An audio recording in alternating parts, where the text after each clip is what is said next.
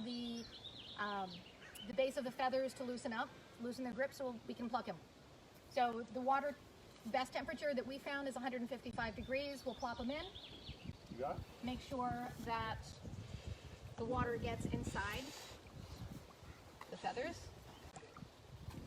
This is how we do our turkeys as well. We've done ducks this way, but ducks are a little bit harder because their feathers are waterproof. Oh, that makes sense. You know, I gotta say, I'm a city boy, and I've done just about everything with a chicken except pluck it, okay? So I'm really interested in this part. Wow, you can really see the feathers just coming right off now. They're just coming right off. Look at that. So I'm trying to get the hot water underneath the... Oh, in the cracks and crevices? Yeah. The nooks and crannies? Well, and down to the skin, because the feathers provide a protective layer as well. It's almost like it's like they have an undercoating of feathers as well as the big one. So we'll do this. Okay. Oh yeah, we really got to get in there. We're starting to... Yeah, it's a little hot for me to jump into. I got hot hands, but not that hot.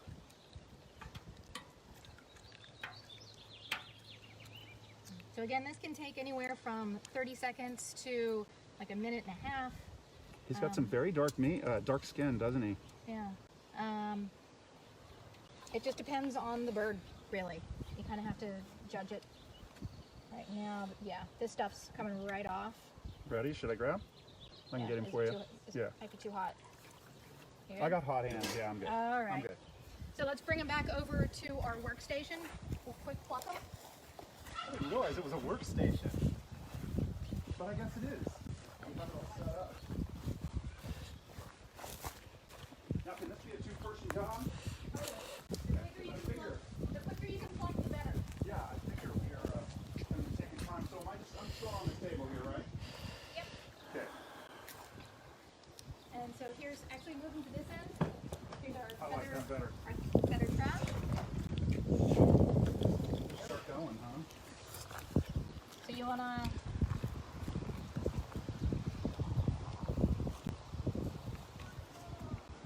So if your water is too hot when you scald, what happens? You end up cooking the skin, and then the skin comes off in chunks. And then you've lost your protective layer, you've also lost your flavor. I think you did a really nice job here. Look at that, it's coming off beautifully. You know, this is a lot easier than I thought it was going to be. This was the part I was nervous about. Well, some people dry pluck. Oh gosh, I just don't even want to imagine. I am not worried about the guts. I'm not worried about the first part, okay? But the plucking, I was worried about that. This is nothing.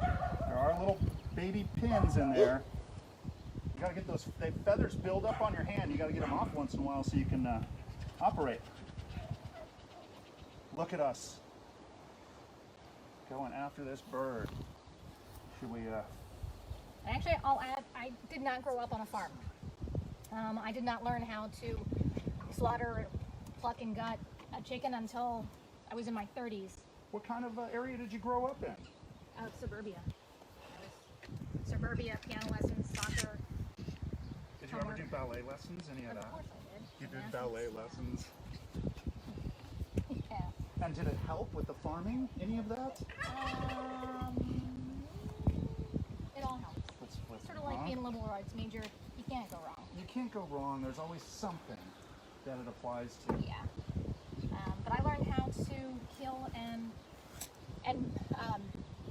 scald and pluck and gut a chicken from my friend in Berkeley, who was a backyard. He had chickens in his backyard. He kept bees in his backyard. I met him at the Oakland beekeeping group, and he used to own a bakery. Living the dream, gosh. Doing it all. Super good friend. Well, talk about living the dream, huh?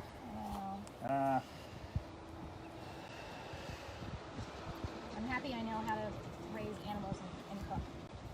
So. I'm happy you're out there talking about it too, because I just think it's, you know, it's a shame that a lot of city kids like myself, you know, we don't know the first thing about what it takes to bring food to the table, right? And I've been around it a lot more than other people, just, you know, working around the business. But yeah, I think about, you know, some of the people out there that are just never exposed to what food really truly is. Well, and what goes into it, because one of the things that I try and say as often as possible, and I'll always write it in my Facebook posts and stuff, is that the price of food is not necessarily the cost of food. That's a great way to put it. That's a really good way to put it. So many hidden costs that are subsidized by the government, perhaps, that we never hear about. I noticed you gave me the unpleasant end over here. One of the things about working with this... so not fancy. Look, here, I'll take this. No, I got it. Jeez. Part of the show. But seriously, though, one thing about all of this is, the big name of the game here is keeping the dookie away from the meat that we're going to eat, right? So as we're taking the innards out, eviscerating, as you will, that's one of the things we want to kind of be aware of, is we don't want to get, any of that feces onto our meat. We want to minimize that. I would like minimal fecal matter in my food. Oh my gosh, I'm always saying that. I try to keep as little feces in the food as possible. So we can, Okay, I'm still going on it. There's still tiny little pin bones here and there. Still going at it, but that, my friends, is a plucked rooster right there. That is what it's all about. Just a little while ago, he was running around. in like 10 minutes. What's that? All right, let's Give him a hose. hose him off, and then we'll get him.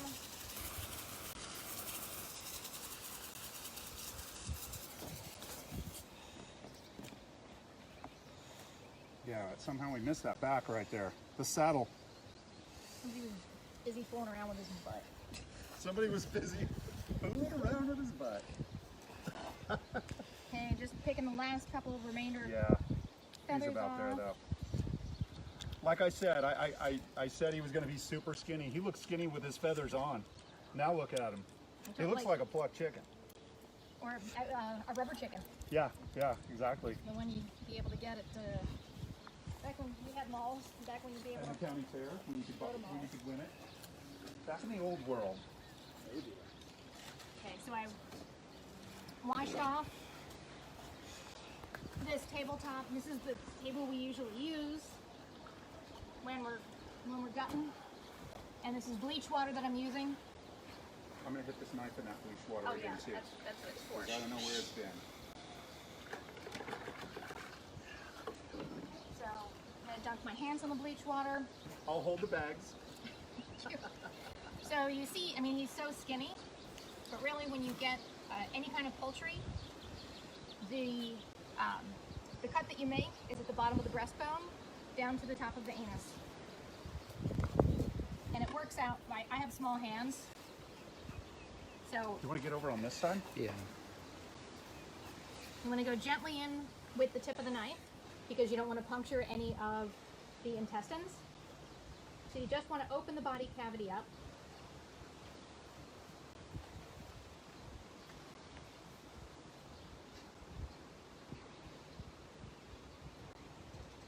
It's like a giant opening in there, isn't it? That's what they call it, the cavity. The cavity, yes. I deserve that. So I'm just cutting around, and I'm going to try and see if I can, I'm looking where his innards are, trying to cut. You gotta like cook those intestines, right? She's cutting around the back alley now.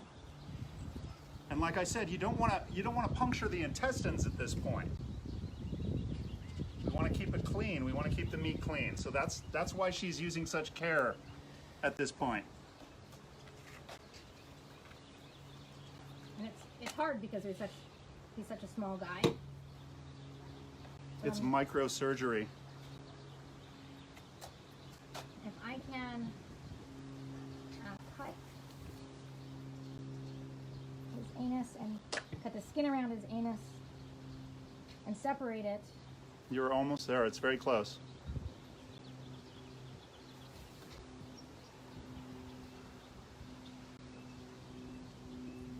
Always the most painful part for me to watch.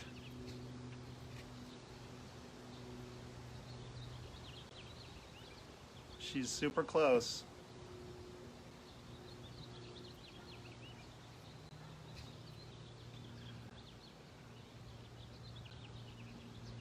None of the other birds on the farm seem concerned about any of this at all. Well, they didn't grow up together. They didn't grow up together. Yeah. They don't know this guy. All right, I'm gonna dunk my hands in the bleach water again and go in. So I'm gonna go in, and as I go in, I'm gonna work my fingers around the top. So my fingers are going in and curling on the inside of the ribs, separating any connective tissue.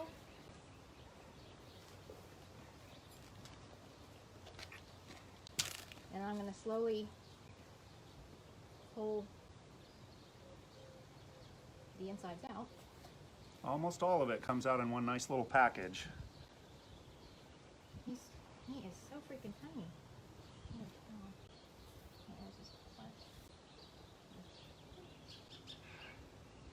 Yeah, he's really small. I don't think I'd be, I'm glad it's not me trying to get my hand inside of that thing. I don't think I'd fit.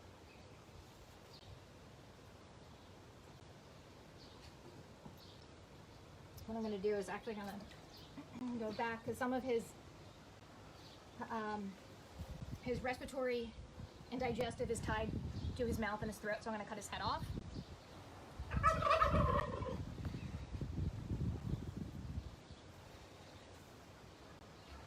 And then we'll also, and so you can see where we slit his throat originally, there's some coagulation right here. It's much darker right there.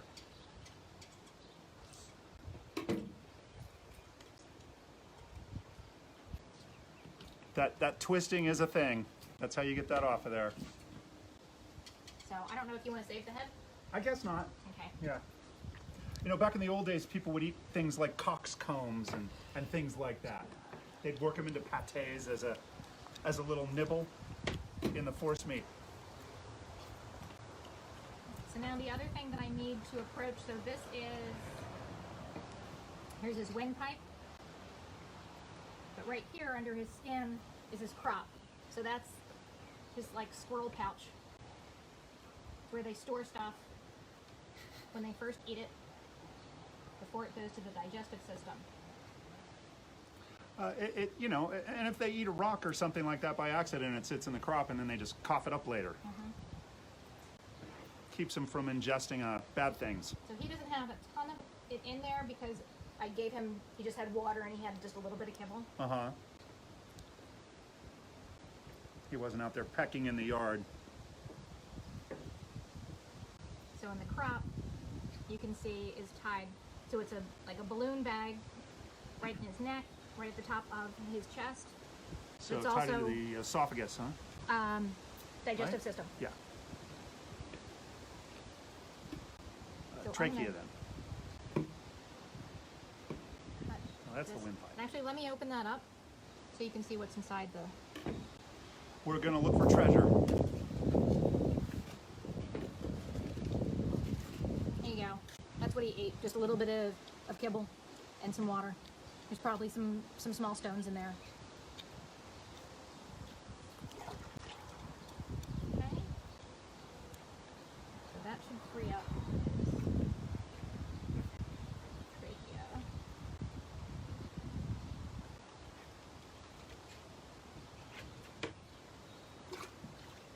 Going in the bleach water again.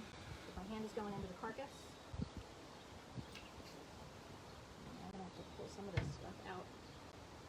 It's just, you can't fit in there. It's just too small. I'm looking at that liver over there. This is the gizzard. Oh, is that a gizzard? Okay.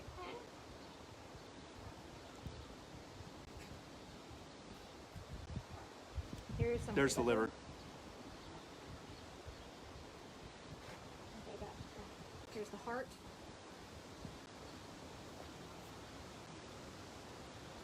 That's a good size heart for such a little guy. You do a good job keeping the liver intact. This is his gizzard.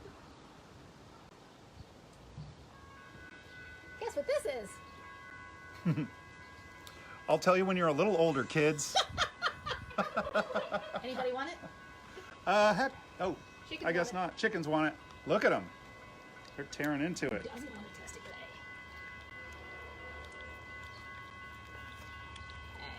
now I gotta go clean out the lungs. Are actually Is a small bag for the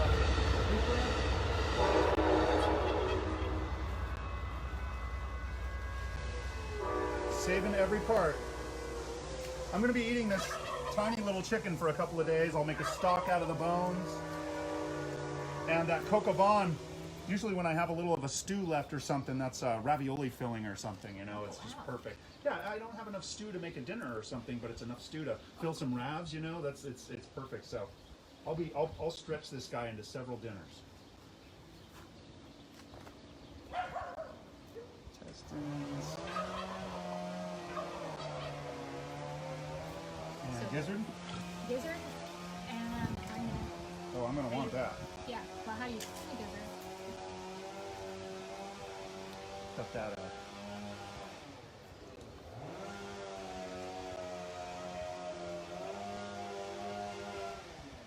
So the gizzard is where all of the Did you hear that? Almost breakdown. like a rock. Yeah. Yeah. So the crump is just the initial entry storage. This is where the real It work grinds happens. it up a little bit. Yep. Come on. And you can see, take a look at the muscle and the striation in that tissue. And then what you It's do a very strong muscle. is, Just peel off. no, that's the plan. Well, it never happens on video. Like you want it to. I'm just going to keep the flies off. Yeah. That's normally when we slaughter anything, you do it in the morning. Not only the animals are calmer, Yeah, yeah. but it tends to be cooler. Because once the flies come out and the yellow jackets, it sucks. It's all over, yeah. Okay. There it goes, finally. There we go. And that membrane peels off better in the mornings too. All right, so They just keep moving in. So at this point, is this where you would be icing them down? yeah, I'm just gonna do one more pass through on his inside to make sure I scrape all of his lungs out. Oh, the lungs, we still haven't gotten them out. Yeah, I'm just watching this with the I'm just water. keeping the bugs off. Okay, gizzard. Yeah, you So- better believe it. And then actually let me. Now things like heart Uh-huh. and gizzard, you can eat those. You can listen to. You can eat those. You know, saute them off and cut them up and put them into a gravy or something like that. But you can also throw those right into a stock pot. Okay, those are muscle organs basically. They're not like a filter organ like a liver or a kidney is. And so I can throw those right into a stock. It's like a little piece of meat in there or something. Liver, do not throw in your stock. It's going to taste very minerally, irony, and everything, and it's going to cloud up your stock because of all the blood. What's this little fella? That's a piece of lung. I just want to show you. You piece don't of really lung. need I to don't save want it. lung. Yeah, I don't want lung. But lung is what The lights. you may see in dog treats Oh, made yes. with cow and hog lung. Yeah. So it's a way to, again, like no waste. And like I'm not a fan of offal. I want to be, but I'm not. a huge, yeah. But when we slaughter things, and we end up with some offal, I don't want to waste them, so I'll cook them up for the dogs. Like no waste. Yeah. I'm the same way. If I don't like liver, but if I get a liver inside my chicken, I'm gonna cook it up and I'm gonna make a point of eating it. It's not that I hate it, it's just not my favorite food. You know, I'm just not gonna cross the street for it. If I see a liver on the other side of the street, I'm not crossing over there for it. No, I'm definitely not crossing over for it. Okay, so he's clean on the inside. I want to Okay, just you got take- those lungs out, just little bits. You really got to get up in there. I don't think my hand ever would have fit in there. So I'm going to cut. So this is his breast meat right here. Yes, it is. Look how dark that breast meat is. Look at the color of that. That's a suburban raised rooster. So I'm going to cut the neck off here so you can. Bugs out of here. Yeah, you better believe I want that too for my stock pot. Never throw flavor away. That is my maxim. Thank you, Batman. So some And then people you're- do this, some people don't. On the back of their tail, they have an oil gland. Like a scent gland kind of thing. So we can take that off. I have never really tasted the difference. Because when we've done our own, like sometimes I remember and sometimes I don't. You just kind of forget sometimes. It's never affected flavor that I can see. I wonder on an old rooster or something though, if it's a little worse, you know? Anyway, it doesn't look like anything you want to eat. You know, as you're cutting through meat, you'll see little lymph nodes in there and things. You know, it's just never anything I want to eat. It almost looks like jelly in there. Okay, you got it. All right. Shall I grab him and We'll hose him off and do the bag him. hose? So we are almost done here. We are done. Other than chit chat and some wine.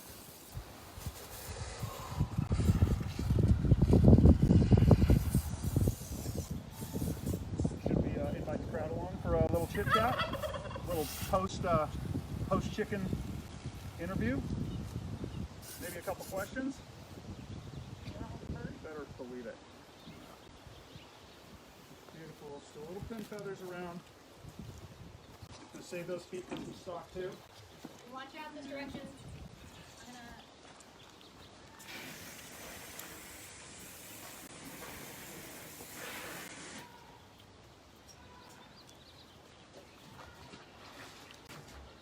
clean and soft until we get rid of any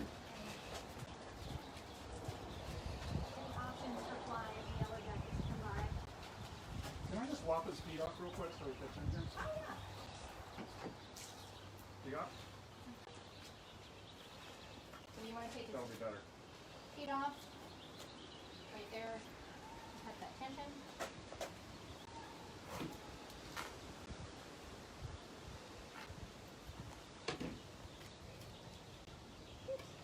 A lot of tendons in there. But that's what makes it good for a stock. See how she's nicking it on both sides there. That one's coming right off. Yep. Beautiful. That works. Thank you. Perfect. He fits in that Ziploc perfectly. Alright, so you got your guts. There it is. That's going to be the special guest star on Friday's Quarantine Qitchen Happy Hour. We're going to start that one at 10 a.m. in the morning because it's a long, low, slow cook. And then I'll turn it off. I'll turn off the vid for a while. We'll come back at like 4 and finish up dinner. I was talking about maybe making a spätzle with this, but then I remembered a friend of mine, if anyone knows him, is Roxanne O'Brien out in town in the food community. She gave me some red corn grits from South Carolina. So I'm going to be serving some grits along with my cocoa bun. It's going to be America French together at last. It's going to be awesome. It's the quarantine kitchen. You got to use what you can beg, borrow, barter, or steal for out there. And this is a great example of it. That's going to be a completely bartered dinner. That's awesome. All right. Well, tell you what. We'll be back in just a second. Why don't we? We'll stop and we'll kind of sit down and everything, and then maybe start up a next live if anybody wants to be back for that. Okay. Thanks for coming in, guys. That was our Quarantine Qitchen Chicken Hour, okay? And that was Amy Grabish breaking it on down. And I want to talk to her a little bit more about what it's like to raise chickens and what it's like to be an urban farmer. And so if you want to hang out, please join us in about 5 minutes and we'll be there, all right? Thanks so much, guys. The party's always in the kitchen.